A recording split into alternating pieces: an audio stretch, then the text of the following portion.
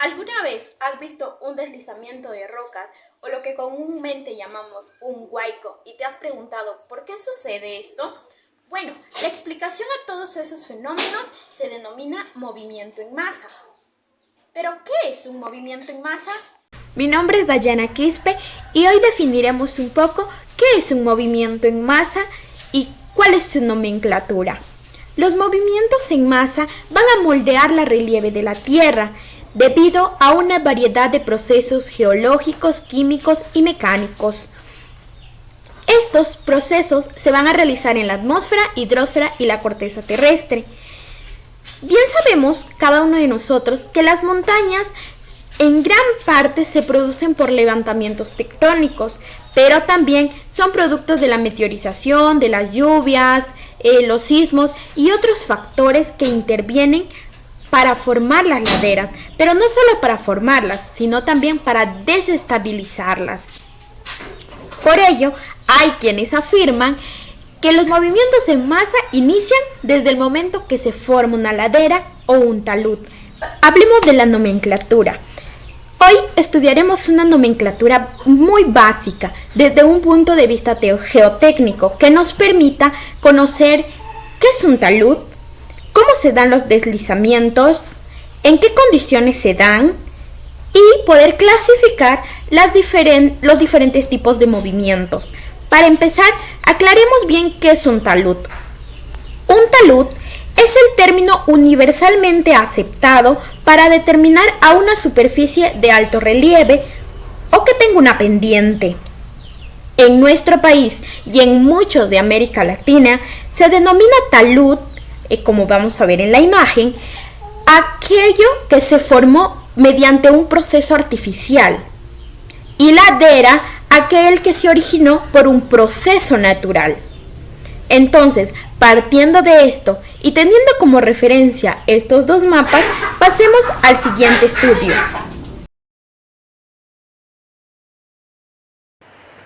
Agentes que desencadenan el movimiento en masa. Los movimientos en masa son desplazamientos del terreno a favor de la pendiente que se generan en proporción a la fuerza de gravedad, bajo la influencia de ciertos factores como el agua, los vientos sísmicos, la aplicación de carga excesiva y las excavaciones para adecuaciones de viviendas, o la apertura de senderos o vías, entre otros, ¿no? Bueno, bien, ahora les voy a explicar sobre los factores que favorecen el desarrollo de los movimientos en masa. Bueno, uno de ellos son naturales, por ejemplo el clima. Bueno, en nuestro país, más que nada, el desarrollo de movimientos en masa tiene una estrecha relación con la ocurrencia de lluvias, pues están saturadas de los suelos, movimientos de la alteración de sus propiedades mecánicas y su pérdida de resistencia. La otra es la topografía. Dice, los movimientos en masa ocurren con mayor frecuencia en terrenos caracterizados por presentar altas pendientes. Bueno, la litología. Los movimientos en masa ocurren con mayor frecuencia en terrenos que se caracteriza por presentar altas pendientes que determinan su calidad o resistencia del suelo. Dice, en este orden, todos los materiales tienen comportamientos diferentes unos que otros y al ser más susceptibles que otros, bueno, las segundas son respecto a los factores que con relación a la actividad humana. Por ejemplo, tenemos a las excavaciones que se hacen para la construcción de infraestructuras que tienden a alterar el equilibrio de los taludes, y de ahí necesariamente la ejecutación de las obras, protección, bajo la asesoría de la supervisión de profesionales en el área de construcción, ¿no? Y que garantice el cumplimiento de la normativa vigente. Bueno, y lo otro es sobrecargas, ¿no? Esto quiere decir sobre las disposiciones inadecuadas en escombros, la basura en zonas en altos pendientes, que podría generar sobrecargas que conlleven a la pérdida de la resistencia del suelo, y el sobrepeso asociado a la densificación de la infraestructura habitacional en las zonas donde la ladera podría participar igualmente en el desarrollo de procesos de inestabilidad. sería la deforestación, la eliminación de la cobertura vegetal en las zonas de laderas por la quema, la tala, la remoción de vegetación. Esto favorece la infiltración del agua y el desarrollo de procesos erosivos, que de ahí aumenta la probabilidad que la falla de terreno por saturación y pérdida del suelo. Bueno, el otro sería el manejo de aguas, ¿no? La inadecuada manejo de agua del drenaje por carencia o deficiencia de obras de captación o conducción de aguas superficiales, las cargas de aguas residuales a medida del ladero y la existencia de fugas en las redes de servicio y la ocurrencia de fallas en los tanques de almacenamiento de agua podrían participar sobre la saturación del suelo y su pérdida de resistencia y así aumentar las presiones bajo el suelo y generar así un movimiento de masas que podría afectar a una población o una localidad. Ahora les voy a pasar a explicar sobre las consecuencias del movimiento de masas. Bueno, uno sería la presencia de grietas en el terreno. Bueno, las grietas que se producen en el terreno podrían marcar el desarrollo inicial de movimientos de masas. La infiltración de agua de la lluvia a lo largo de las grietas promueve la filtración del suelo y aumenta las presiones y precipitando así la ocurrencia de la falla del suelo. Y bueno, la pérdida de verticalidad de postes, ¿no? Cestos o inclinación de árboles. Aquellos elementos que son originalmente verticales, como los árboles, los postes de luz o los cercos, que podrían servir como indicadores de procesos de inestabilidad, como cuando se conservan un patrón común de inclinación. Bueno, ahora voy a explicar sobre la técnica para monitorear el movimiento de masas. Uno sería el monitoreo por estacas. Bueno, esta técnica se utiliza para verificar las actividades de los movimientos de terreno que tienden a ser lentos, que consiste en clavar estacas de forma vertical a una profundidad tal que se garantice la posterioridad atar a un hilo entre las mismas. Si la posición de las estacas se conserva intacta y no hay alteraciones afectantes externas, la ruptura del hilo significa el desplazamiento de terreno. Bien, ahora les pasaré a explicar sobre algunas estrategias para prevenir el movimiento en masas, ¿no? Bueno, el primero sería el manejo de agua de lluvia y escorrentía. Se debe adelantar la construcción de sistemas de drenaje como cunetas, zonas de zanjas, impermeables de rondas de coronación, cajas, filtros, disipadores de energía, entre otros, ¿no? Con el fin de garantizar la adecuada conducción del agua hacia el drenaje natural o hacia el sistema de alcantarillado local. Bueno, el segundo sería la limpieza de cunetas o sumideros. Deben permanecer limpios y libres de obstáculos como basura, escombros o restos vegetales, de manera que es necesaria programar jornadas de limpieza periódicamente para garantizar el adecuado uso o funcionamiento de este cuneta, ¿no? Bien, la quinta sería el sellamiento de grietas en el terreno. Bueno, esto consiste en rellenar las grietas de tensión que se desarrollan en la fase de preparatoria de un movimiento en masa mediante la aplicación del suelo arcilloso o suelo o cemento, ¿no? Con el fin de evitar la infiltración de aguas de lluvia así en el suelo. Bueno, el sexto sería la siembra de cobertura vegetal.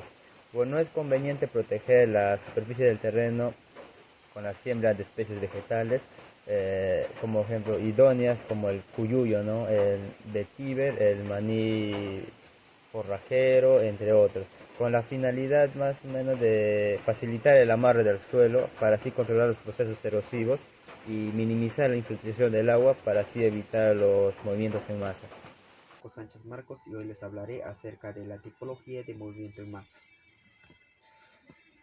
Los efectos por la ocurrencia de movimiento en masa traen consigo severas consecuencias, muchas veces perjudicando la economía de un país, la ganadería, la agricultura, el transporte, el turismo y, en los peores de los casos, muertes de seres vivos. Antecedentes. Existen muchas clasificaciones de los movimientos en masa. Esto dependerá mucho de los autores, sus escuelas o la metodología que ellos utilizan, para hacer el estudio.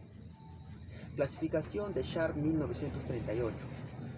Sharp desarrolló la primera clasificación de los movimientos en masa en América Latina, siendo estas el deslizamiento, el flujo, la subsidencia, así como también Sharp reconoce 3 tipos de materiales: la tierra, los taludes y la roca.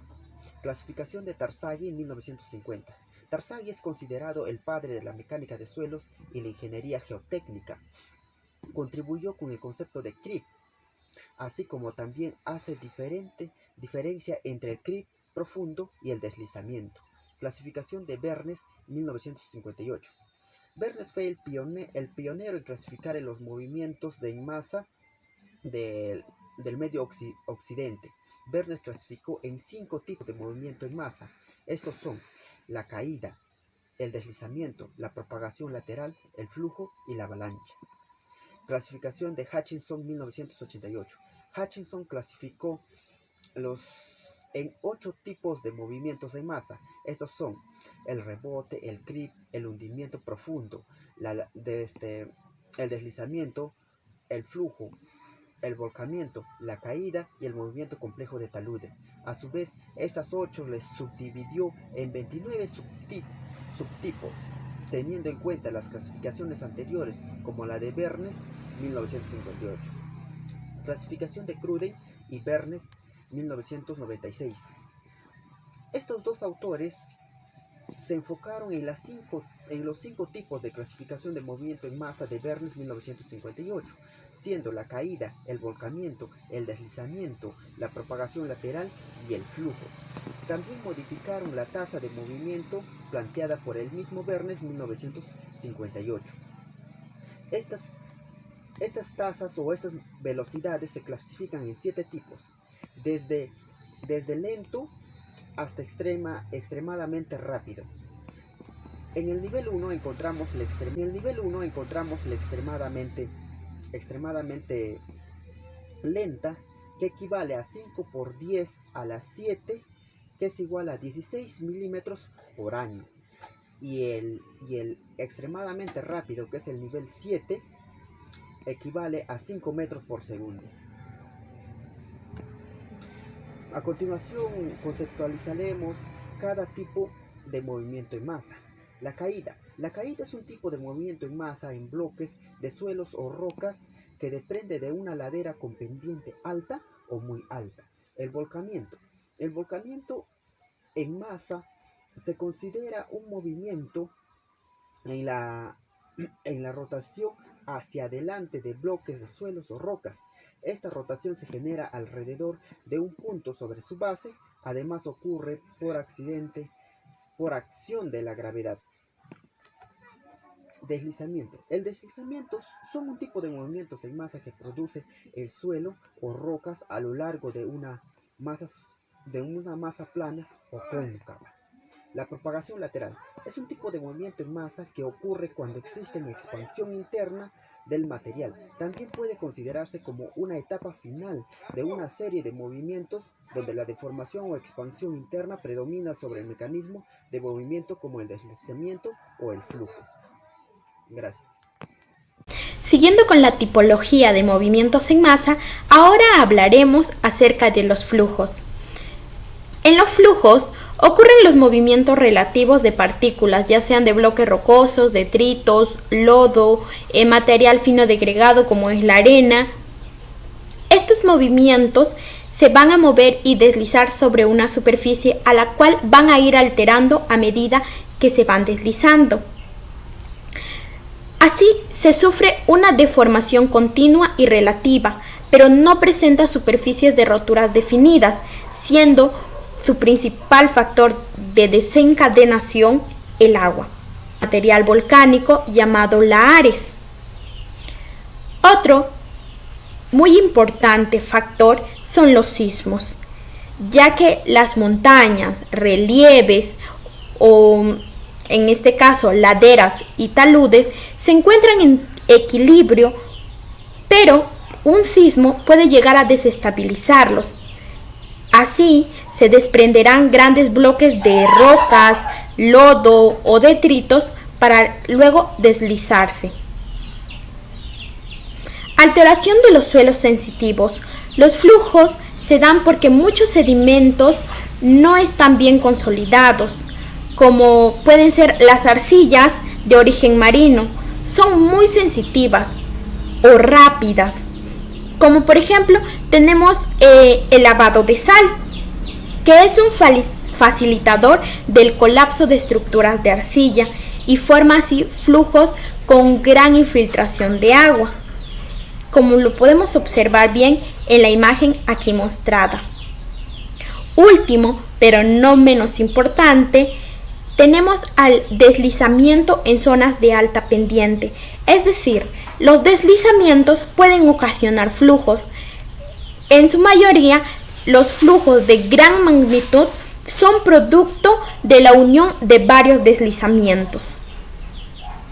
Hablemos también de la velocidad de los flujos.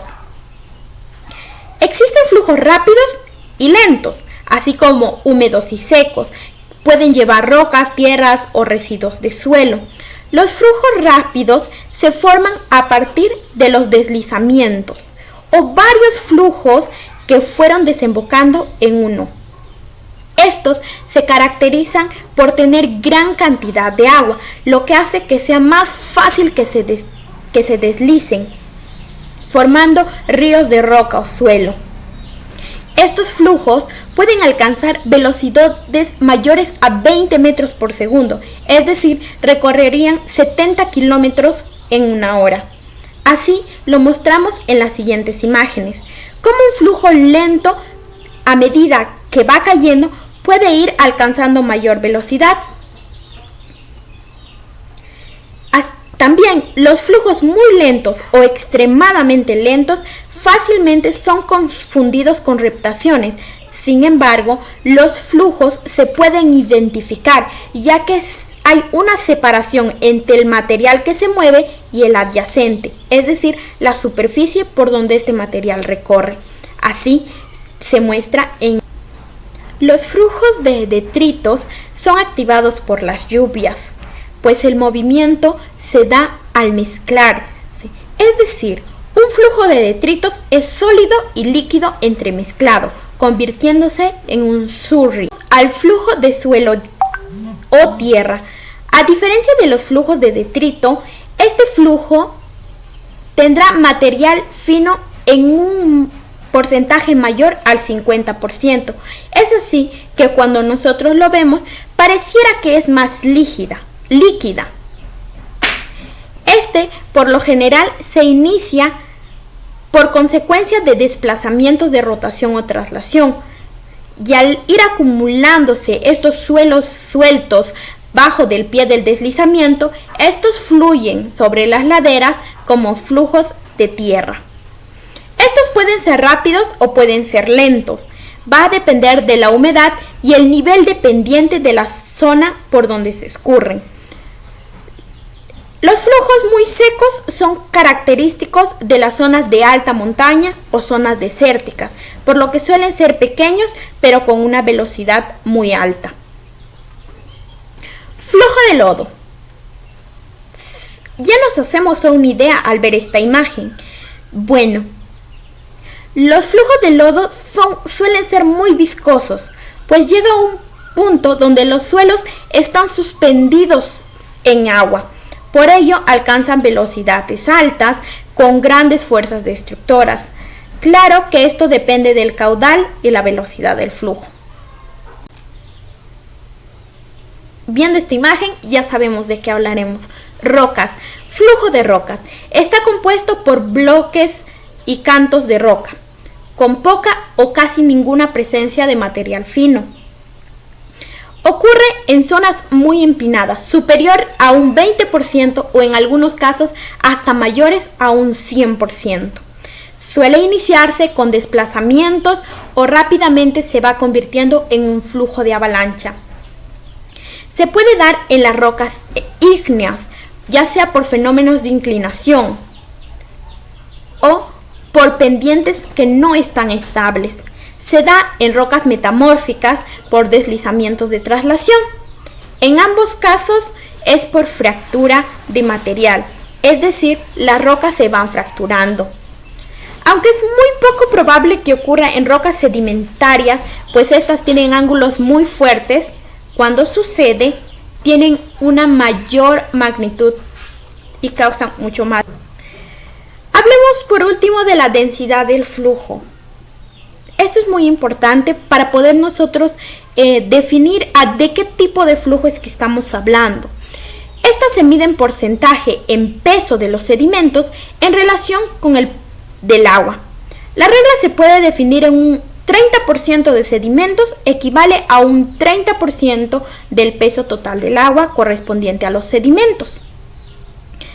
Hablemos con ejemplos. 1.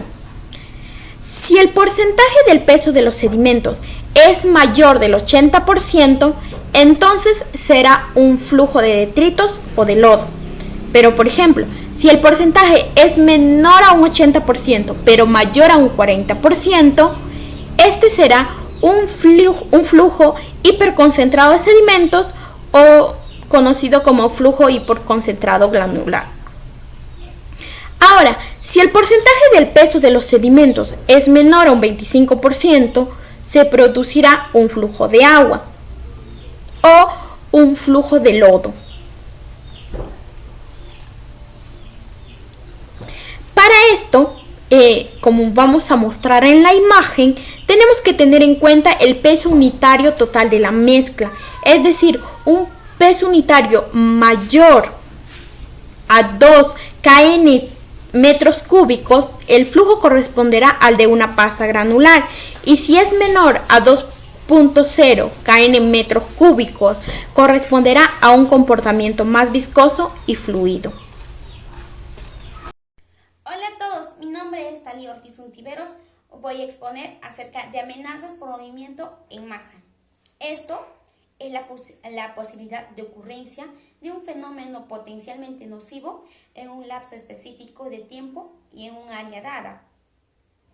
Los riesgos o amenazas latentes de un acontecimiento físico de procedencia natural o provocada o inducida por la acción humana de forma accidental se presenta con una severidad suficiente para poder provocar pérdida de vidas, heridas u otros impactos en la salud, así como además males y pérdidas en los bienes como en la infraestructura, los medios de soporte, la presentación de servicios y los recursos naturales.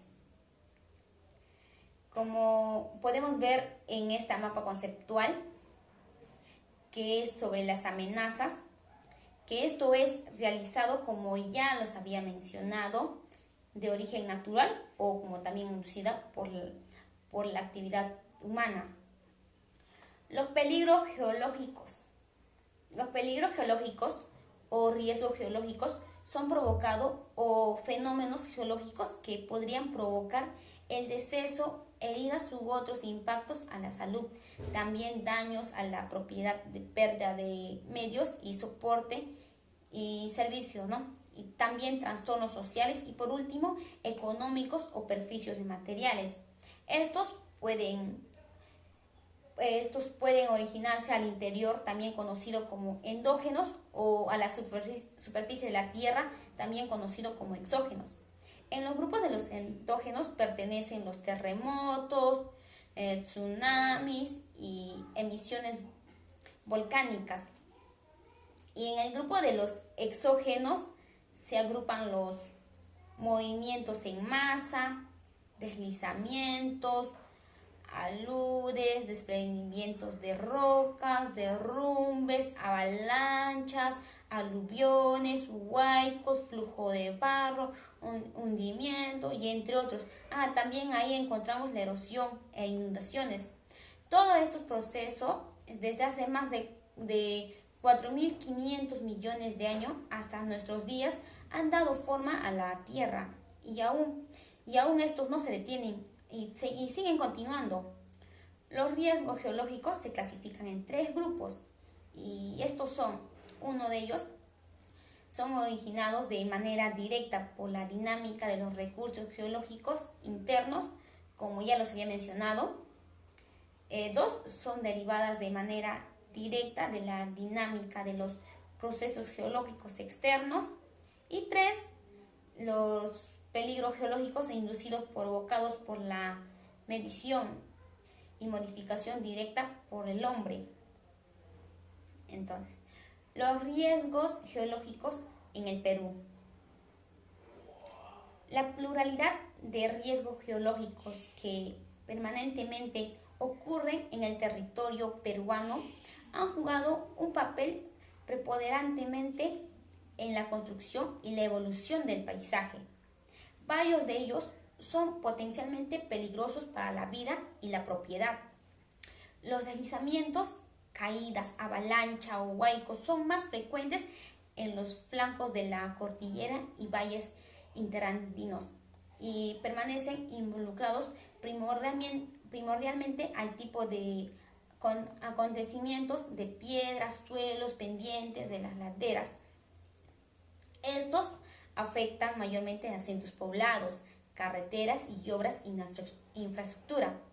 Aquí podemos ver en este mapa los peligros geológicos en el Perú. En esta mapa muestra los peligros geológicos identificados en el territorio peruano y determinada las áreas más vulnerables ante el peligro geológico. Los tipos de peligros que tuvimos han sido deslizamientos de rocas, flujo y entre otros. Y en esta siguiente imagen podemos visualizar el mapa de peligros geológicos en Junín. De las 20 zonas críticas con peligros geológicos, los lugares son Concepción, que hubo 6 veces, Chanchamayo, Huancayo con 3 veces, Satipo, Tarma y por último Yauli con 2 veces.